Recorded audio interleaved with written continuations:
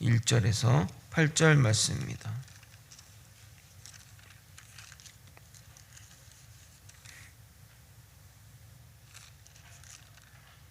사도행전 10장 1절에서 8절 말씀입니다. 신약성경 204면입니다. 저와 번갈아 교독하고 마지막 절은 함께 읽겠습니다. 가이사랴에 고넬료라는 사람이 있으니 이달리아 부데라 하는 군대의 백부장이라. 그가 경건하여 온 집안과 더불어 하나님을 경외하며 백성을 많이 구제하고 하나님께 항상 기도하더니 하루는 제9시쯤 되어 환상 중에 밝히 봄에 하나님의 사자가 들어와 이르되 고넬료야 하니 고넬료가 주목하여 보고 두려워 이르되 주여 무슨 일이니이까? 천사가 이르되 내 기도와 구제가 하나님 앞에 상달되어 기억하신 바가 되었으니 내가 지금 사람들을 요바로 보내어 베드로라는 시몬을 청하라. 그는 무두장이 시몬의 집에 유숙하니 그 집은 해변에 있다 하더라. 마침 말하던 천사가 떠나매 고넬료가 집안 하인 둘과 부하 가운데 경건한 사람 하나를 불러 이 일을 다 이르고 요바로 보내니라. 아멘. 예루살렘을 벗어난 예수 그리스도의 복음이 사마리아와 소외된 지역으로 전파되고 있습니다. 시작은 스데반의 순교이자 고난의 시작이었으나 하나님은 이 고난을 놀라운 복음의 전파의 도구로 사용하셔서 어둠에 있던 영혼들에게 빛을 전해주는 놀라운 결과가 되었습니다. 그래서 우리는 항상 이렇게 고백할 수 있는 겁니다. 고난이 유익이라고 말입니다. 오늘은 지역을 넘어 새로운 민족에게 복음이 전파되는 시작을 보게 될 것입니다. 물론 빌립이 에티오피아 내시에게 복음을 전하는 일도 있었지만 이례적인 사건으로 끝이 난 반면 백부장 고넬료는 이스라엘 입장에서 원수이고 점령군이지만 그에게 복음 전파는 로마가 복음화되는 계기이자 복음이 이방으로 전파되는데 중요한 시발점이 되는 사건이라 할 수 있습니다. 나중에 이스라엘 총회 때 이방인에 대해 복음 전파하는 것이 가하냐 아니냐를 결정할 때 고넬료의 사례가 중요한 역할을 감당합니다. 오늘은 고넬료에 대한 소개와 시대적 배경을 설명드리고 우리의 어떤 것이 주님을 기쁘시게 하는지 살펴보도록 하겠습니다. 9장 요바의 도루가를 살린 사건에 이어 오늘 사건도 연이어 등장합니다. 원래 1절에 접속사 그리고의 의미인 대가 존재하나 한글 성경은 번역이 생략되었지만 실제는 그리고 이렇게 시작을 해야 되는 것입니다. 그것을 통해서 이 복음 사역이 그 요바 도루가 사건에 이어져 나온 사건임을 놓쳐서는 안 됩니다. 그러나 이 사건은 이전 사건과 확연하게 다른 사건입니다. 왜냐하면 지금까지는 유대인 중심으로 복음이 전파되었지만 이 사건을 계기로 본격적으로 이방인들에게 복음이 전파되기 때문입니다. 이 사건은 우리에게 그리 놀랄만한 사건이 아니지만 이스라엘 사람들에게는 충격적인 일이 아닐 수 없습니다. 유대인들은 아침에 일어날 때 이런 감사의 기도를 한다고 합니다. 이방인으로 태어나지 않음에 감사합니다. 여자로 태어나지 않음에 감사합니다. 노예로 태어나지 않음에 감사합니다. 라고 기도합니다. 심지어 이방인들에 대해서는 하나님이 지옥에 불을 붙일 때 불쏘시개로 쓰기 위해 창조했다고 말할 정도로이니 그들에게 복음 전파를 하는 것은 꺼리는 것은 물론이고 말도 안 되는 일입니다. 다음 설교 때 하나님의 명령에 사도 베드로도 강렬히 반대하는 곳에서 그런 것들을 확인할 수 있습니다. 고넬료에 대한 설명이 이어집니다. 1절을 읽어드리도록 하겠습니다. 가이사랴에 고넬료라는 사람이 있으니 이달리아 부데라 하는 군대의 백부장이라. 가이사랴는 요바에서 50km 북쪽에 위치한 도시로서 항구 도시로서 헤롯 대왕이 가이사라 아구스도 그러니까 초대 황제죠. 로마 황제, 또 영어로는 시저가 되겠죠. 시저 아구스토를 기념하여 만든 도시입니다.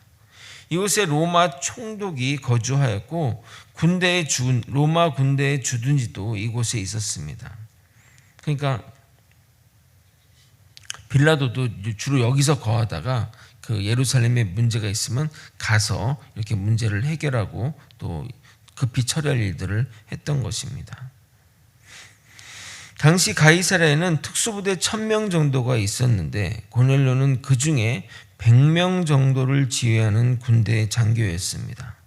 그들 부대의 이름이 이달리아데라는 의미는 용병이나 차출부대가 아니라 로마에서 온 정예부대임을 나타내는 것입니다. 100명이니 뭐 별것 아니냐 하겠지만 그 당시 보병에게 백부장은 그들이 진급할 수 있는 가장 높은 직위를 의미합니다. 그가 어떤 경로로 예수님을 믿게 되었는지는 모르지만 로마 군대 장교가 주둔주인 유대인의 종교를 받아들인 것은 놀라운 일이 아닐 수 없습니다. 학자들은 그가 부리는 유대인 사람 중에 믿음의 사람이 있었고 그를 통해 복음을 받아들인 것이 아닌가 추측합니다.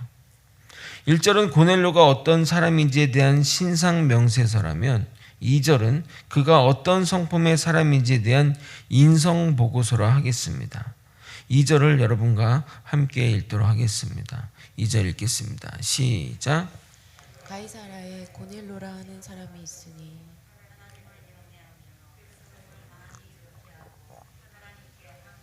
기도하더니. 제가 PPT를 잘못했네요. 제가 다시 한번 읽겠습니다. 그가 경건하여 온 지방과 더불어 하나님을 경외하며 백성을 많이 구제하고 하나님께 항상 기도하더니. 그는 혼자 믿음을 가지고 있었던 것이 아니라 그와 그의 가족 또한 신앙을 가졌음을 알 수 있습니다. 가족 모두가 신앙을 가졌다는 것은 가장의 역할이 매우 중요합니다. 물론 자녀를 우물가에 데려갈 수는 있어도 먹는 것은 스스로 해야 하지만 그럼에도 자녀의 복음화에는 부모의 역할이 매우 큽니다. 지금 시대는 유아 청소년들의 모태 신앙 비율이 매우 큽니다. 우리가 어렸을 때는 부모가 안 믿더라도 교회 다니는 친구들이 많았잖아요. 지금은 우리 어린아이들, 우리 교회는 좀 특수한 경우지만 요즘 교회, 일반 교회, 유아 유치부 또 유소년부 또 청소년부의 그 부모가 믿는 신앙, 즉 모태 신앙인 비율이 절대적입니다. 과거에는 친구 따라 또는 아는 형 따라 누나 따라 언니 따라 교회를 나왔지만 부모가 믿는 것이 자녀의 믿음을 가지는데 큰 역할을 하기에 고넬료는 경건한 신앙임을 증명한 것입니다. 그는 백성의 구제에 힘을 썼다고 합니다. 많이 구제했다는 표현을 통해 정말 일반 사람보다 더하게 구제를 했다는 겁니다.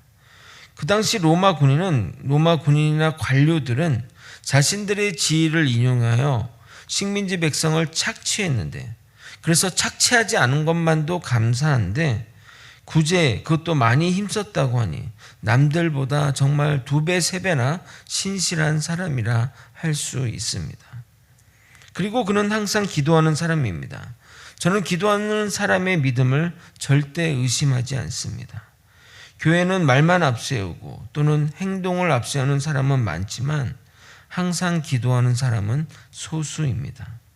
그러나 그들은 주님의 일하심을 바라는 자들이기에 그들로 인해 교회는 이끌어져 나갑니다. 기도하지 않는데 믿음이 좋다?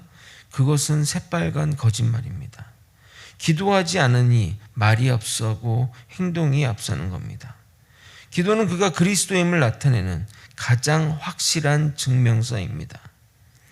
아마도 이런 모습 때문에 하나님은 많은 이방인들 중에 고넬료를 택하였고 성경에 기록되는 놀라운 영광을 가지게 된 것이라 생각합니다. 기도 중에 천사가 나타나 고넬료에게 말씀하십니다. 거기서 중요한 깨달음을 주는 말씀이 있습니다. 4절도 함께 읽도록 하겠습니다. 함께 읽겠습니다. 시작. 고넬료가 주목하여 보고 두려워 이르되 주여 무슨 일이니이까? 천사가 이르되 내 기도와 구제가 하나님 앞에 상달되어 기억하신 바가 되었으니. 하나님의 앞에 상달되다라는 의미는 하나님의 위로 올라가다라는 의미입니다. 그런데 이 헬라어의 히브리어 대응어는 알라인데 이 단어가 번제의 의미인 올라의 파생어라 볼 수 있습니다. 그러므로 그는 하나님께 직접 제사를 드리지 않았으나 그의 구제와 기도가 하나님께 제사 드린 것과 동일한 효과, 동일한 것임을 보여주는 것입니다.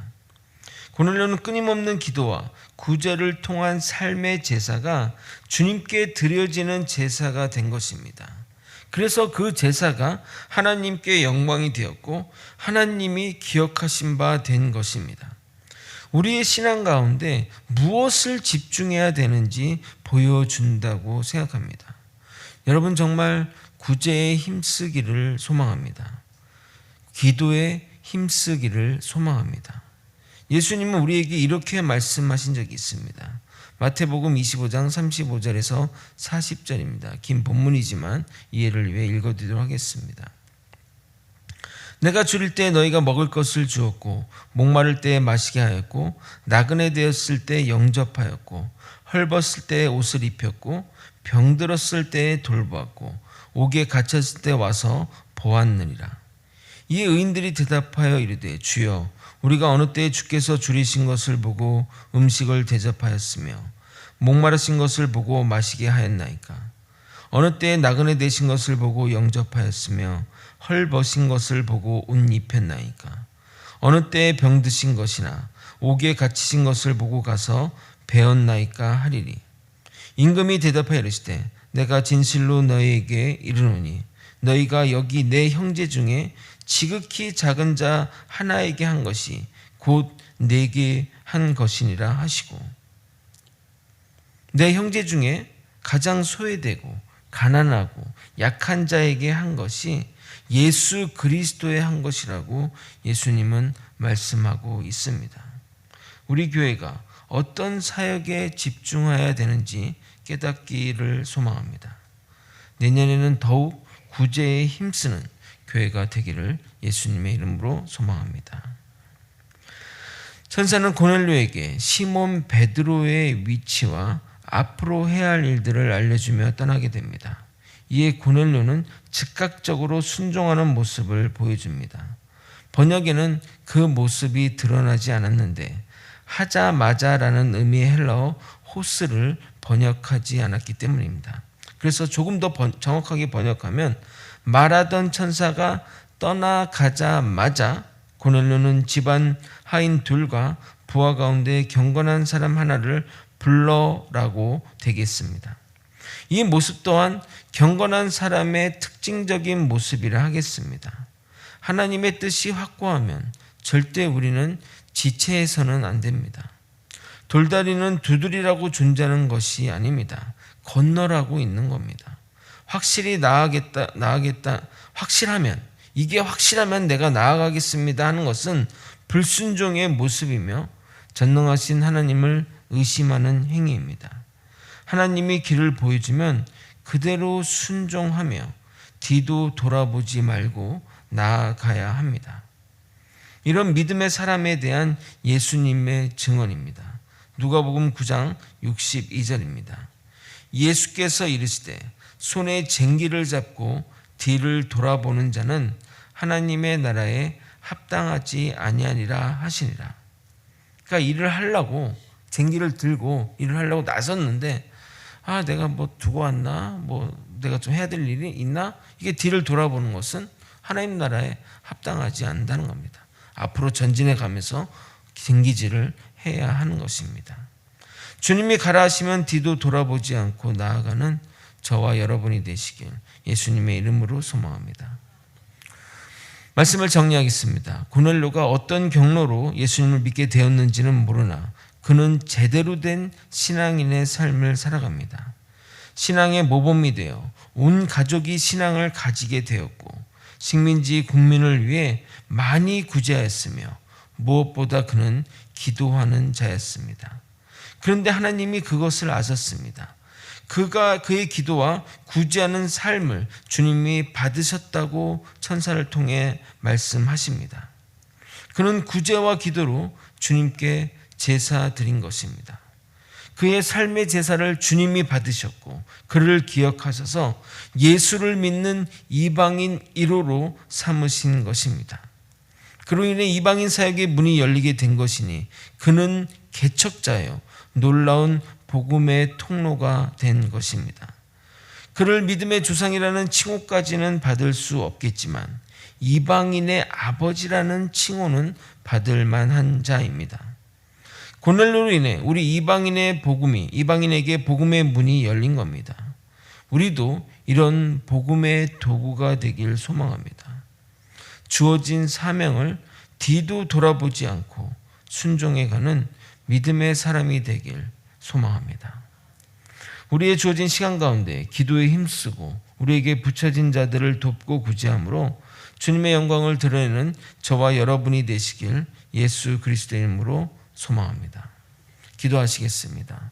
하나님 아버지, 우리는 주님께 기도하기를 원하고 아버지 우리에게 붙여진 사람들을 구제하기를 원하오며 하나님의 믿음으로 경건한 믿음의 가장으로서 믿음의 아버지 선진자로서 살아갈 수 있도록 이끌어 주시옵소서. 아버지 이것들이 주님께 상달될 줄 믿습니다. 주님이 기억하신 바 되고 주님이 인정하시는 그런 믿음의 사람이 될 수 있도록 주님 역사하여 주시옵소서. 우리의 모든 삶으로 드리는 제사가 주님께 상달됨을 믿고 우리의 주어지는 모든 것들 가운데 주님의 영광만 바라보며 나아갈 수 있도록 이끌어 주시옵소서. 사랑이 많으신 예수 그리스도 이름으로 기도드립나이다. 아멘. 주기도문으로 예배를 마치겠습니다.